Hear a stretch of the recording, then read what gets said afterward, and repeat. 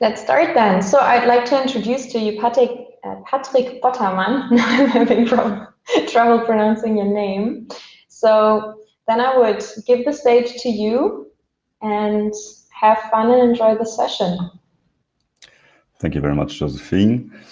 As introduced, my name is Patrick. I'm working for a think and do tank called the CSCP. What that stands for, I will let you know shortly. Thank you very much that you're participating in the session. I hope you'll have a good time and get some information. And we have some interesting discussions on the role of sustainability and digitalization in business model building, so to say. And what I'd like to discuss with you today and open a little bit the perspective is how business models change today in order to address challenges that we are facing in the world, especially with regard to sustainability. Before I get into depth of things, I will share my screen and give you a little bit of background information about my organization and also about myself. So I hope this will work.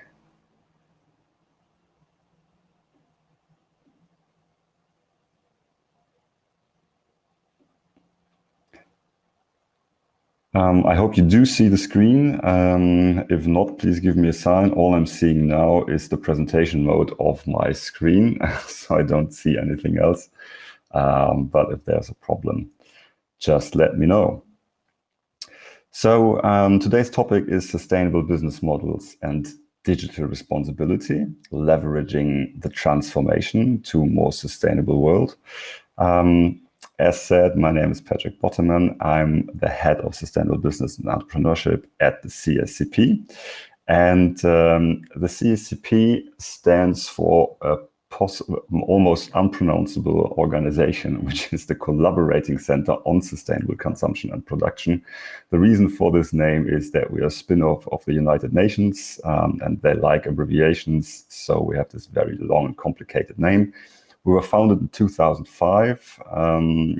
We are a think and do tank. So we come up with concepts to mainstream sustainability, to bring it in the mass market. We work together with many, many partners, starting from grassroots organizations in the civil society sector, with private businesses, with the public sector, governments, and so on and so forth, all in order to bring sustainable consumption and production in, into the broad life of people all around the world. We're around 60 team members with a very interdisciplinary background and do have an international scope. So we're actually active in 4 continents now at the moment, and are discussing with many, many actors how to bring more life into the sustainability world.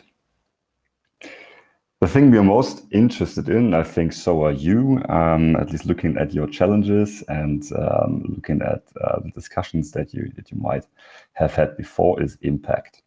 So how to generate a more prosperous and more worthwhile life for everybody, for young people, for old people, and for all the kind of nations and cultural backgrounds. So we are pretty much convinced that there is a right for everybody on the planet, wherever they are, whatever they do, to have the chance for a good life.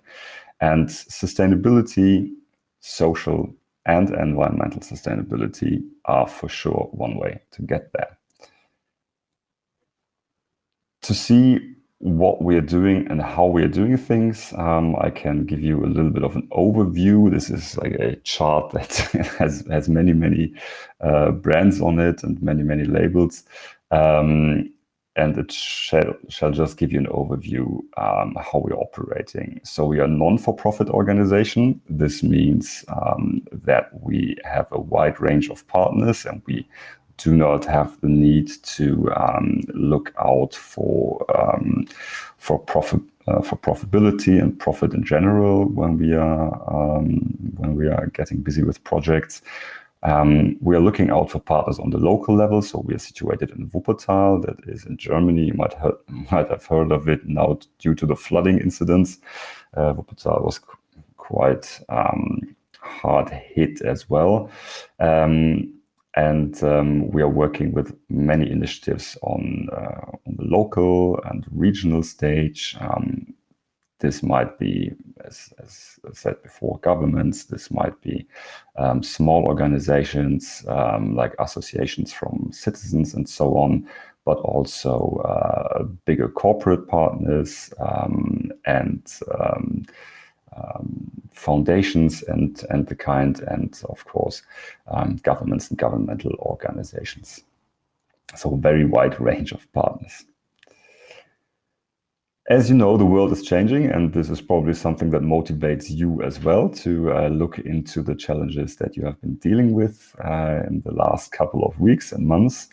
We are facing a lot of these challenges. So, of course, there's climate change that everybody's talking about for good reason. I just added natural disaster because of the floodings that happened here in the region, in Northern Westphalia, and especially in the regions of the Eifel and the neighboring regions quite recently.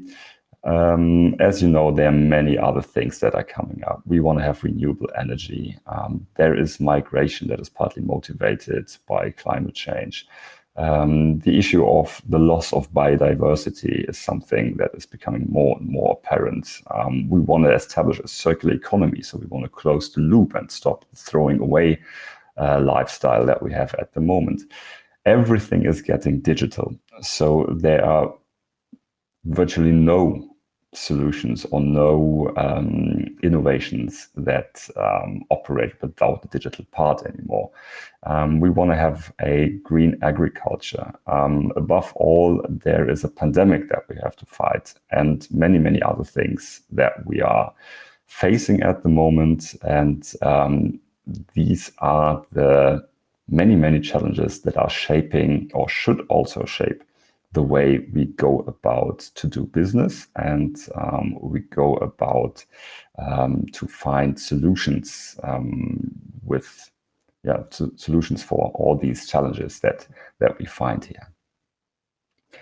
One of the most apparent frameworks on the political level that is addressing these challenges is the European Green Deal.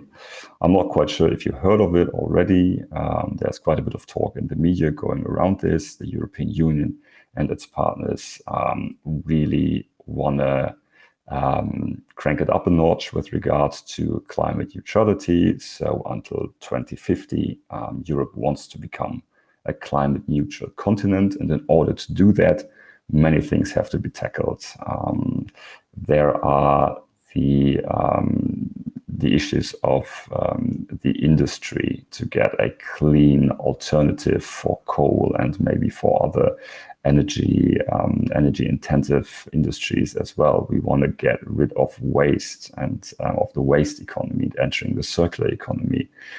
Buildings and renovations are a major issue, as the building sector is contributing quite a bit to the climate change issue.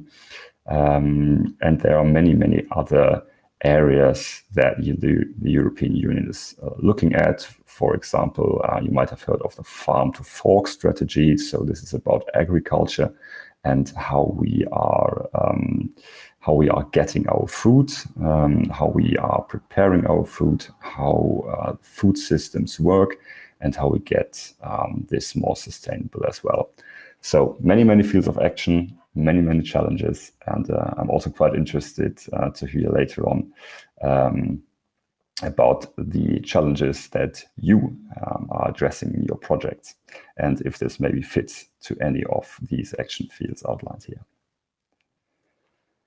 Well, what I would like to talk to you today about is also pathways to a sustainable and more innovative look at things with regard to business, with regard to lifestyles, and how to bring in solutions for real-life challenges packed, for example, in business models. You might remember there's the expression, the business of business is business, which is pretty much the dictum and the business word of the 80s, where business does actually has no responsibility but generating a profit, and this will then help everybody to have a better life. Today, we know that this is not quite enough. So we need to incorporate the challenges that I just stipulated in the slides before into the main course of business activities in order to generate a good life for all. The challenge we have is in many ways that we have too much of everything and that we do too much of many things. So these pictures maybe capture quite nicely what is a big chunk of the problem that we are having today and that we generated ourselves, basically. So if you enter a supermarket, there's a wide range of options. There's not one yogurt, there's like 50 yogurts at least. There is not one pack of cereals, there's like 60. If you enter a bakery, by the end of the day, a lot of what is on the shelves, not only cakes, but also bread and any other fresh items that are displayed there, are being thrown away because there is just too much of it and you want to offer a variety to customers. But this variety will end up in waste baskets. Food waste is one of the major problems of today's world, because it's not only the food that has been thrown away, but also the effort that's put in it. So all the water that has been used to water the plants on the fields, all the different chemicals that are put into the ground in order to make it grow faster, all the labor that is in there, and all of this is using or is causing CO2 emissions. It is causing depletion of natural resources, and 1/3 in Germany, at least 1/3 of all the food we buy is ending up in the waste basket. So this is a number that we need to keep in mind of, and that shows pretty much how carelessly we act with many of the resources. When it comes to natural resources, there is a lot of depletion that also generates waste, and even digitalization generates a lot of waste. Even if you, or even one can have the impression that the virtual world is something that you cannot touch, that is quite abstract. But in the end, you use a lot of devices that are being made out of natural resources. So on the right-hand side, you see a quite old picture, as you can see from the monitors and desktops that are piled up there. But it does not look much different now. Instead of the old monitors and so on, there are now laptops, there are phones piling up. And electronic waste is one of the fastest growing waste streams in the world, and in some areas it is the fastest growing waste stream. So even though we are entering the digital era, and this is something I want to point out, we are still touched, or we are still connected to the physical world. We are still using resources to build our hardware, and we still have not found a way to do that in such a way that we can use it again, that it can circle in the life cycle, and that we even have possibilities to recycle it properly. Some years ago, we were thinking about how our lifestyles would need to change when we want to live in a sustainable world. And we looked at representative personas that are living a normal life, that are traveling, that are eating, of course, and they're having free time. They do consume certain things. And we looked at an average person from the US. and her footprint. So this is the CO2 equivalent footprint, and you can see that the difference between the footprint that Kelly, in this case, is creating right now and the level that she needs to reach to live on a sustainable level is quite important. So this is the challenge we are facing. How do we get there? How do we get from our current lifestyle to a sustainable level living lifestyle? And everything we do, everything we invent, every innovation we bring on the way, every challenge we tackle needs to focus on this issue. How can we get there? And how can we reach a level of sustainable living? And to dig deeper, we were asking the questions, how or what does motivate people? How can we change our behavior? And if you think about yourselves, I'm sure you have many examples of something that you did that is not entirely sustainable and that you would like to do better, but you might not have the option to do so. So if you're living on the countryside, getting around without a car is pretty difficult. If you're living in a big city, you can do car sharing and other things, use public transport. When you're living outside the cities, this might not be so easy. If you want to buy a phone, is there an offer out there that ensures you that the phone you're buying, or the smartphone you're buying, is a sustainable one?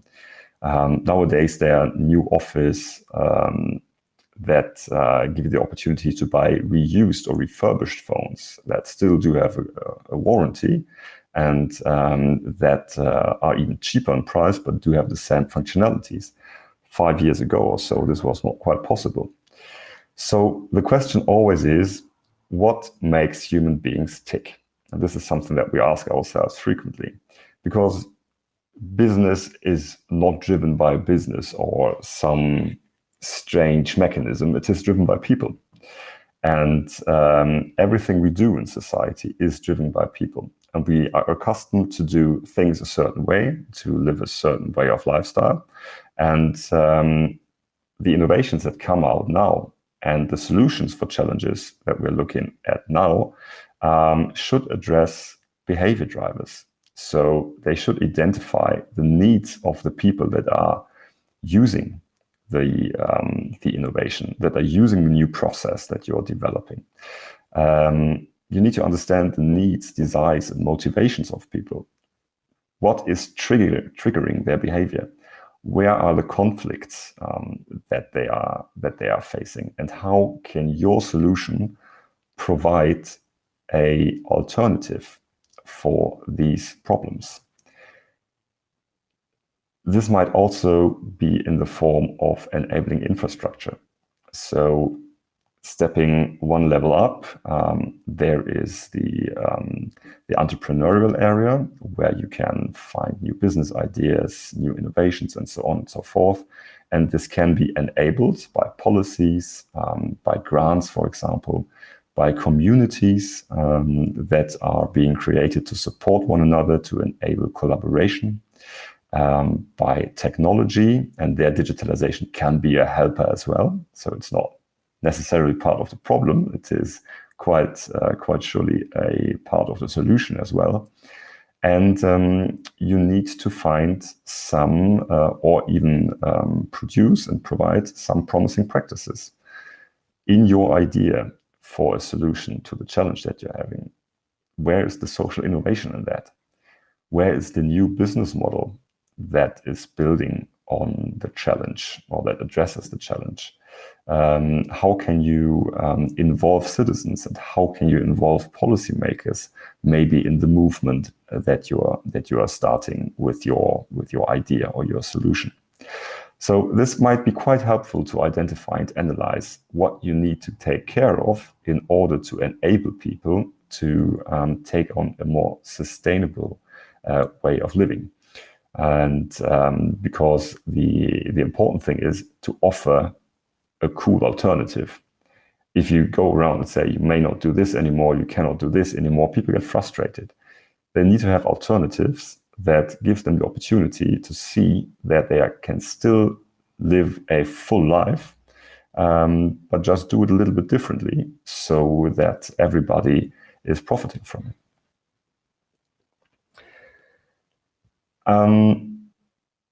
I've been talking now for 10 minutes, and I need to drink something because I have something in my throat. As you can hear, my voice gets lower minute by minute. So I would like to give you the opportunity and share with me, looking at the lifestyle picture that I just presented, and looking at your real-life challenges that you have been dealing with in the past weeks. I'd like to know, what is your challenge and how does it influence or possibly influence the lifestyle or behavior of people? Or how do you wish to enable people with your solution to change their lifestyle in the direction of a more sustainable one? So I would like to give you a stage here and also learn a bit about what you are doing, and maybe you can think about how this fits into the structure.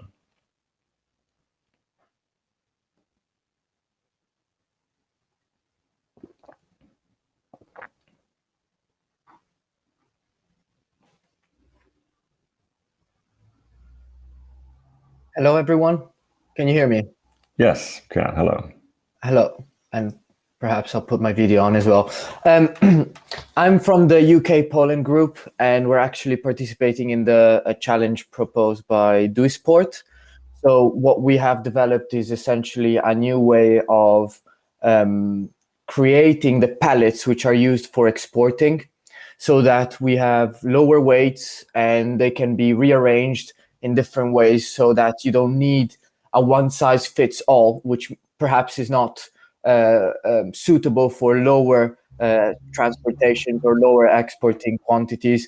But we have a puzzle-like solution that can save on the weight of the pellet and also provide a greater versatility to the solution. So that's what we're working on.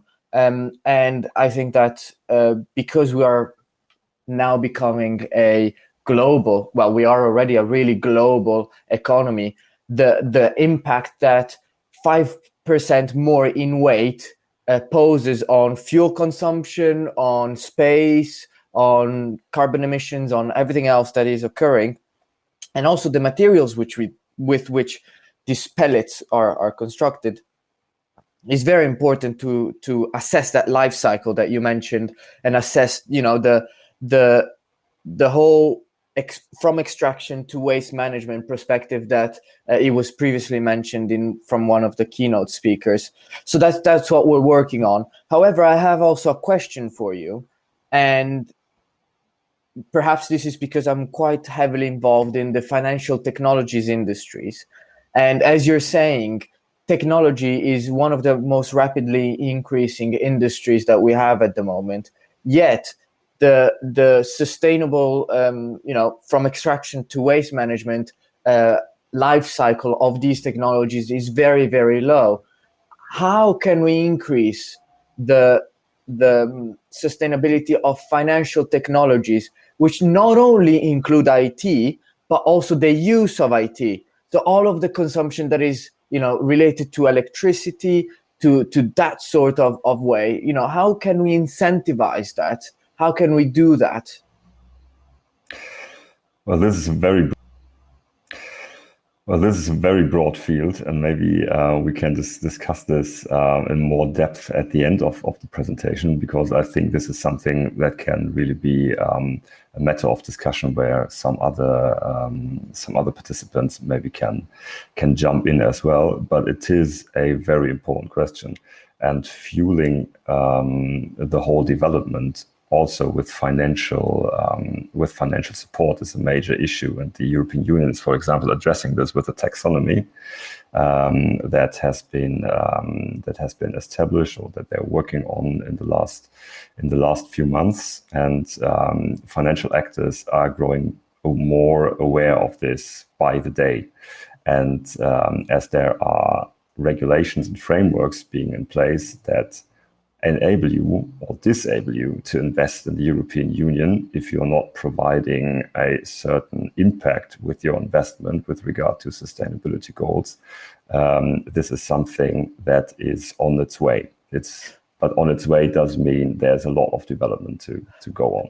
And that is great to hear, because taxation alone will not incentivize that, because what will happen with taxation is that the financial service companies will just increase their prices. So at the end of the day, it's us, the consumer, that is going to spend more rather than actually incentivize and catalyze that change towards a more sustainable economy.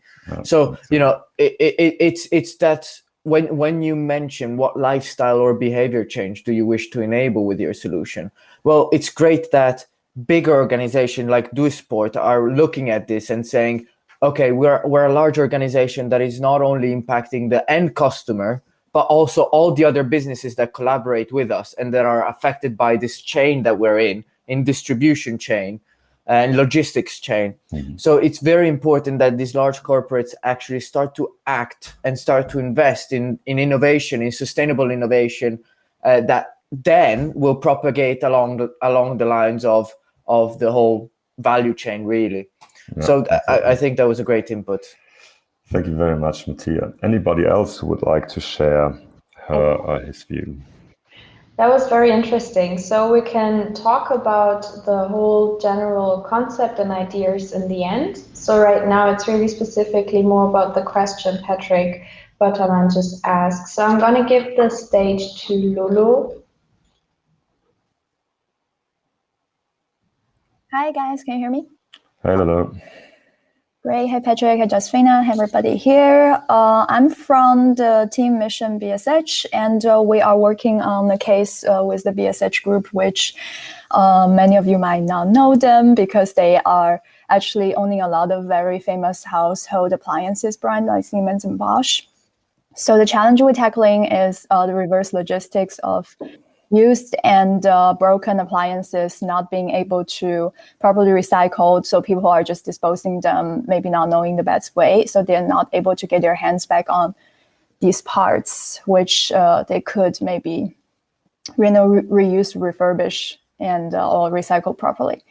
So the solution we have in the lifestyle, I think we want to encourage is like servitization model. So in the sense that people no longer own and purchase item, and instead people pay for the usage or sort of like a subscription or leasing of the items. So instead of, it's a little bit towards the wave of minimalism or post-materialistic consumption. So instead of not be weighed down by all the material possession, but we still could enjoy the benefits of using these products. And by providing a service instead of selling product, then we're hoping that BSH could retain the ownership of the products. And then by having a good logistic and a service process in place, it would make it very easy or contractually obligated for people to return these parts that they don't technically own. So obviously the challenge that we have around this is, that's also why I'm in this particular session. Firstly is the financial business model on the calculation of the cost. Everything taken into consideration, there has to be something financially sustainable for both the customer and the company. And obviously there's another human aspect of things because we're expecting quite a lot of behavioral change for the customers, the things they would do differently, maintaining the product differently, or hoping that they could take better care of it, and then obviously returning it. So there's a lot of psychological triggers or motivators that needs to be designed in place. Yes, thank you very much, Lolo. This is a very, very good example. Because this was a nice pair of clapping hands, because it really is at the heart of the lifestyle issue. We were educated in a way to buy things until they break, and then we throw them away. But this is not something that has been going on for 200 years or so. It is something that has been going on for 50 or 60 years. And the way we need to help customers to understand that this is now an option again, to look at things like 60 or 70 years ago, that you can repair stuff and that you don't have to do it yourself necessarily, but that there are people who can do it for you. But you need to bring on the effort of retrieving the product or bringing the product back to the person who can actually repair it. So the question for companies is then, are people ready to do this? Or do they need to pick up the washing machine or dryer or whatever? And then the problem of reverse logistics kicks in, because this is quite expensive, and people are used to buy at online stores, and if they don't like their stuff, send it back for free. So this is something that did not educate people as well to make an effort and bring it back, because they're used to cater that their needs are catered around the whole thing. So, for a business model perspective, this is a tough cracker, because you need to find a model with the right partners, and I think partners are the most important puzzle piece here, that can enable such a reverse logistics, and that that your value added can create a certain degree of profit. So what are the models that can be employed here? Is it kind of a flat rate that you can use?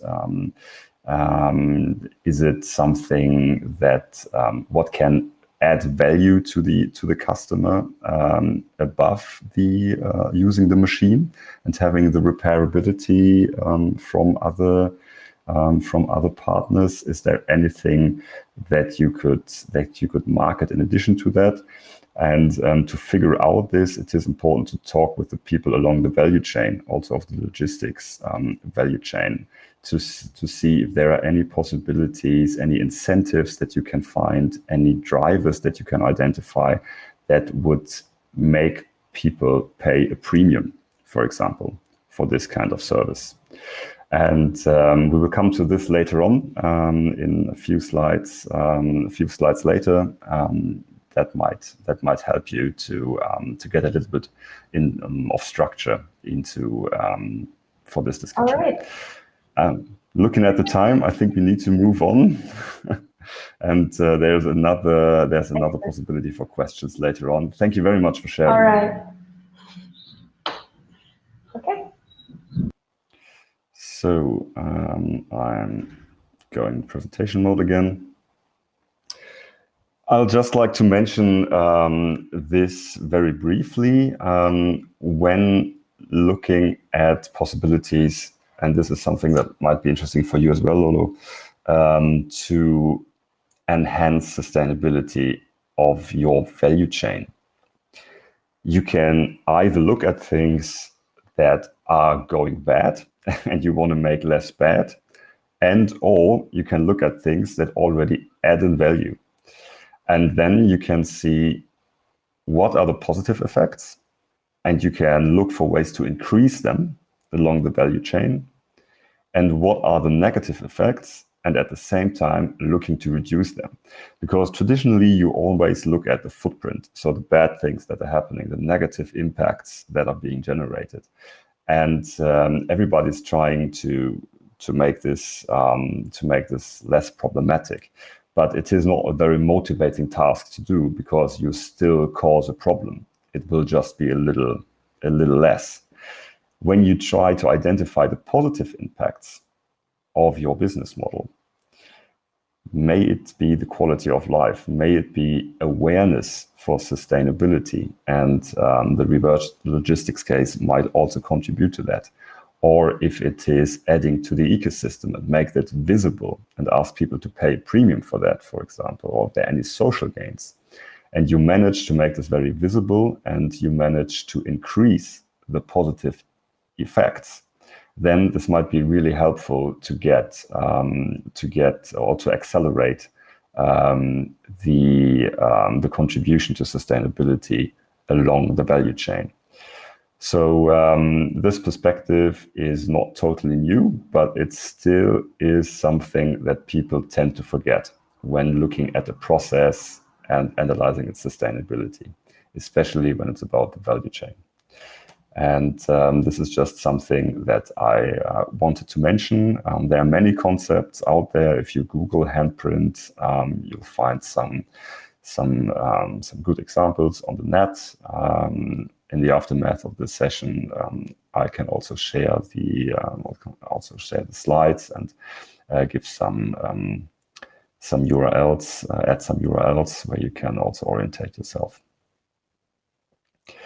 So it was not only about business models I want to talk and sustainability, but also about digitalization or digital tools or methodologies. Digitalization is a huge opportunity, might be a big solution for many of our problems, but it comes as a price, with a price tag. So as you already know, probably, there are many discussions on the digital transformation. It started with the question, who has power over our data? If you load anything and everything into a cloud, what's the security measure? Is the company or organization that holds all this data, how are they using them for their cause? And is this a fair and just cause? And can you control it? And if you would like to control it, who can do it? Is it the government? Is it a private organization? Is it an association? So we're still on the way to find solutions for that. Same with personal data security along your chronicle lifeline, certain social media where your entire life is pretty much online, and you need to decide whether you want that. And if you are okay with it, how can you make sure that it is not being used to your disadvantage? I already talked about the hardware waste stream. We are still connected to the real world when we are using our devices, our laptops, our smartphones, and tablets, and whatever screen-loading device we carry around these days. This really comes from natural resources, and they are pretty scarce, and there are problems with their extraction when you look at the beginning of the value chain and at the end of the value chain. So how can we address this? The digital inclusion versus the exclusion. Not everybody is able to participate in the digital transformation right now. And I'm not only talking about the north-south digital divide, where people in developing countries do not have access to digital tools or devices at all. This is also happening in developed societies or industry societies. For example, in Germany, you could see that there is a huge gap in access to digital solutions when it comes to schooling during COVID-19. So not every family did have the opportunity to have this remote schooling in the proper way. Either children did not have access to devices, or there was not a stable internet connection in the area where they were living. So this is something to take care of as well. And even though we looked at the waste stream already and the hardware, there's still the problem of electricity that is being used to run all these devices. So there are no virtual emissions. If you look at the big data center and server farms, they are using the energy that entire cities would use. And more and more, they are moving to green energy, but this is not the case for the entire industry at all. And as they are using so much energy, we need to have more sustainable energy and renewable energy. And this has a whole chain reaction in the background of it, because the more we digitize, the more energy we need, even if we get more efficient. And we need to find a solution for that as well. And you have the whole social aspects, of course, that you will find today, every day when you open the social media, hate speech and everything that is around this. So a lot of problems that come with digitalization but it enables at least as many things as it causes problems with.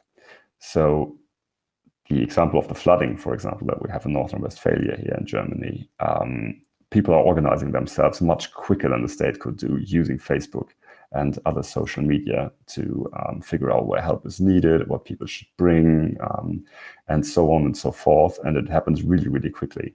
And so there are some social gains that go along with this. We would not even have the probability to do schooling in a pandemic if digitalization would not be available. So there are all these pros and cons that you need to look at when you are using digital technologies to bring your business model or your idea to the table. And what we did was think about action fields that everybody could use and ask questions about in order to get this right. So this is, of course, not exhaustive. There might be many, many other action fields. On the left-hand side, it's in German, so I put it on the right-hand side in English to make clear what it is all about. The idea is really to have a very easy way of looking at things, to have a very easy structure to address possible issues, challenges that arise from employing digital technology. This is very much from a business point of view, but I think it can be employed in any other organizational context as well. So it starts with digital participation and skills. Can you take your employees and your colleagues on the journey and help them to participate and get the skills they need to access the digital world? Then the case of digital trust.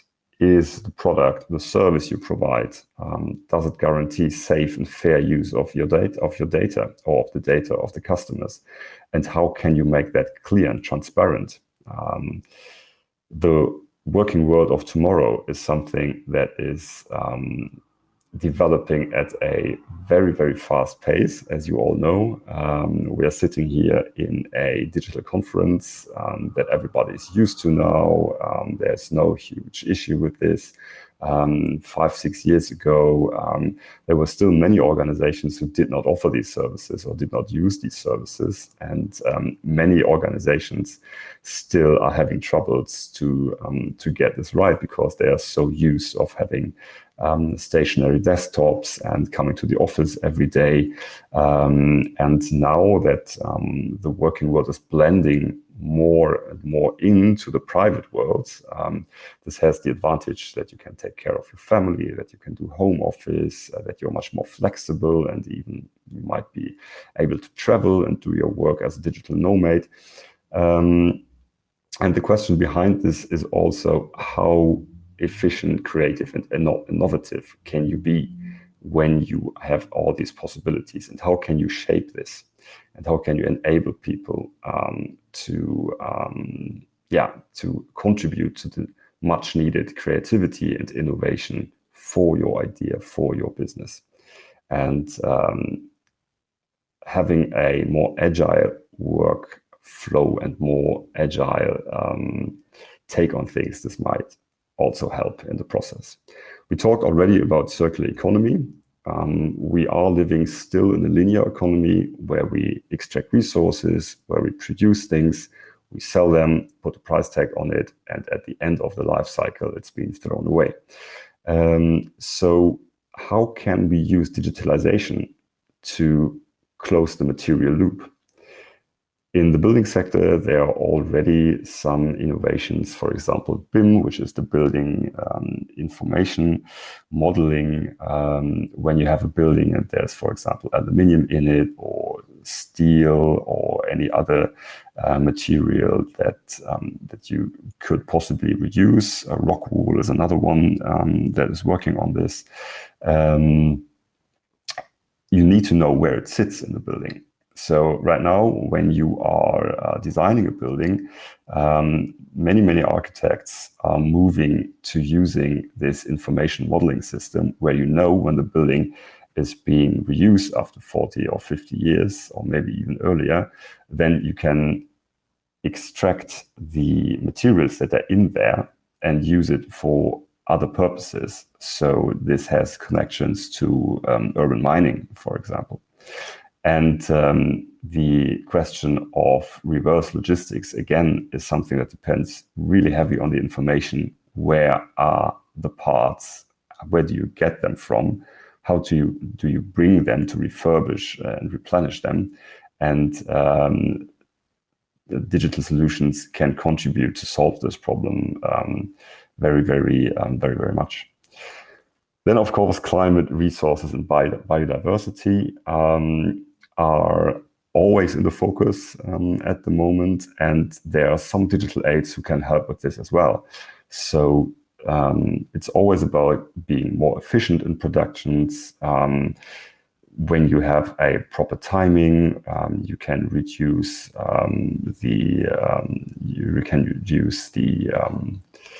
the access of materials and products.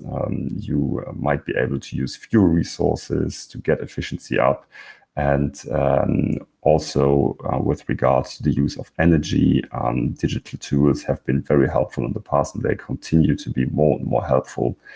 For example, with dashboard solutions or any other kind of solution that helps to monitor KPIs that are connected to climate and emissions, also to resources. And the scope is widening to biodiversity, as well as you can try to figure out KPIs and monitor those as well that contribute to biodiversity. And in complex value chains, you can almost only do this when you're having digital tools and dashboards to follow this up.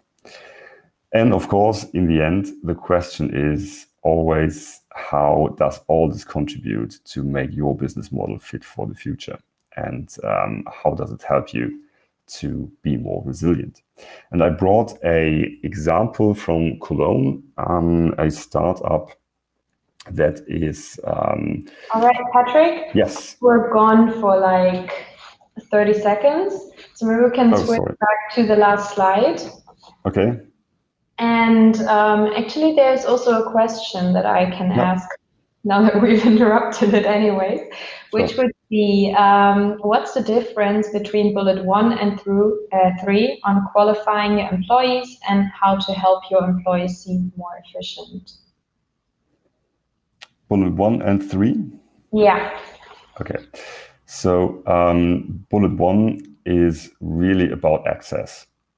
So is everybody able to participate in the digital era, in the sense of people who might have been working 30 years in a company and still were socialized with a typewriter, need to get the hang of modern digital tools and skills. For example, many of you might be using Trello or Asana or any other tools that combine many functionalities, and moving people away from email exchange to these much more dynamic tools can be a challenge. And this is mainly the idea behind this, and also to develop the skills that enable them to participate in using digital tools and being able to participate in the digital work world. There's another example that I can maybe take. If you are thinking about somebody on the building side that is building walls, that is working with stone and so on, this person does not have a natural connection to the digital world. But also because this is heavy work, that is physically heavy. I talked to a company a couple of weeks ago that moved some of these workers away from the building sites because they did have health issues as well, back problems and these kind of things, and helped them to enter the digital monitoring part of surveillance on the building site, because they are very, very knowledgeable about the actual work that is done on the building site, but they cannot contribute anymore because of health issues. They were given a tablet where they can help monitor the progress on the building site, can make photos of issues, and send them to the company in order to so that these information reach the company already with comments and suggestions how the issue can be solved on the building site. And so they're integrated, even though they could not work on the building site themselves anymore, by using digital tools into the daily business of the company. So that would be an example for this. And shaping the working world of tomorrow, become more efficient, creative, and innovative. This does not only mean that you are more efficient, but that you learn how to collaborate using digital tools. So the opportunity that we are having this conversation now over the borders of countries, maybe even continents, having the ability to exchange information and spin ideas and brainstorm and maybe even to come up with innovations is something that is only being created by using digital tools. Otherwise, you would need to travel around the world and exchange then, or you could not have a digital whiteboard, just phoning around, stuff like this, and store your data online on the cloud that everybody can work on it. So this is what is meant with that. Okay, nice. So I think the question is clear now, so we can go on with the presentation. All right. Sorry for the interruption, guys. But looking at the time, I will move to the next slide and the example I brought. This is a German startup that is growing quite dynamically at the moment. They call it Vital, sitting in Cologne, but do have some other offices in Germany as well. I think in some other European countries they're starting out too. There was a law on packaging, on one-way packaging that you just use once and then throw away. That is now being implemented in Germany, and I think in some other European countries as well. If you buy especially now in Corona times, if you buy something to take away, then it's usually in one-way packaging. And when you're at home and you're sitting on your sofa and enjoying your dinner or lunch or whatever, then your garbage can will fill up quite quickly. So that was the challenge, and the innovation and the answer to the challenge was to have reusable containers and bowls that they are offering, and you can just scan a barcode, rent the bowl for free of charge, enjoy your food and without generating any waste, and then you have 14 days to bring it back to a partner. There are some collecting stations, or you can bring it directly back to the restaurant, and then it is being cleaned, and you can do the whole thing again. And they're doing that just not only with bowls, but also with pizza trays, sushi trays, and coffee cups, and everything that you can imagine. So digitalization here is the bridge to enable this, and it certainly has a connection to reverse logistics as well. So maybe, Lolo, this is something you can talk with the guys from Vital about and get in contact if they have any ideas, maybe also to your challenge and the business model behind it. So this is quite interesting because I don't know exactly the business model. Because it is free of charge for the customer itself, the money flows are generated between the partners. Because restaurants and canteens and cafeterias and so on and so forth are paying a certain flat rate to offer the solution to their customers, and of course they save money for buying the regular, usual packaging and all the hassle that they have maybe with providing this, storing this, and then throwing it away at a certain stage as well, depending how they deal with this. And of course, it is kind of a premium offer to customers if you are offering this to customers that are sustainably aware. And somewhere in between, they generate enough money to put this forward. So this is an interesting case, I think. And when we look at this, then we can ask exactly these questions. So I colored the ones in blue that are most relevant here. Not all the questions are relevant all the time. I'm sure you could find answers for the other ones as well, but the most important ones for sure are the ones colored here in blue. So this is a good example of a circular economy or a case of how circular economy can be implemented. It helps to protect the climate, resources, and possibly biodiversity as well. Why? Because on the one hand, you do not need to produce plastic packaging that is still made of from primary sources in many cases, and that can also in many cases not easily be recycled due to the recycling systems in different countries that are much different, due to customers who throw not everything in the right bin, so it does not end up in the recycling pathway, but is being burned, and the only thing that you can get out of that is some energy, but with the cost of CO2 emissions, of course. And biodiversity, it might also help to prevent food waste, because when you're in the restaurant and you're not finishing, or you're there with your children and they're not eating up, you can take the food away with a very nice offering. It does not need to be some sticky, oily paper bag. It is a stylish packaging that you can use, that you can also reuse, and that might incentivize people to take the food that they're not eating home with them and eat it then.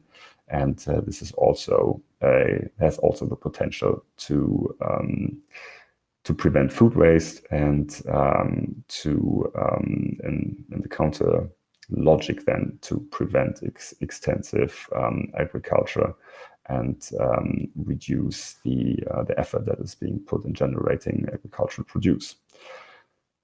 So the question of, is this a future fit business model? I think it has a great chance to be that. It's a company still in the building, so you never know with startups, as you know as well, where this ends up, but it has all the right ingredients.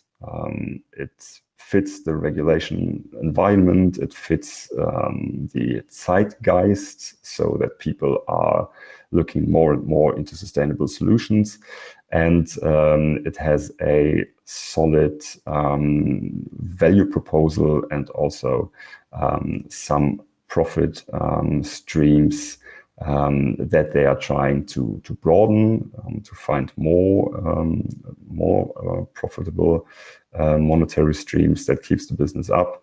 And it has all sustainable, or a lot of sustainability advantages with regards to packaging, even if it is produced to one-use package, so single-use packaging, even if it is produced in a more sustainable way. All right, I'm just gonna jump in real quick. Just as a reminder for everyone, we're gonna have 50 minutes left in this session. Thank you, Josephine. And I will only give you a glimpse of this. There are business model canvases, as I'm sure you are aware of, but there are also sustainable business model canvases where you ask exactly the right questions in the given structure when you look at your business model. And these ones can be found in the internet in many ways. But this one, I think, is a particularly nice one. I can, as I said, share the presentation, and yet you can find find it in the internet and give it a closer look. And I think it's a good way to really test your business model for sustainability. Do you generate positive impacts? Do you generate negative impacts?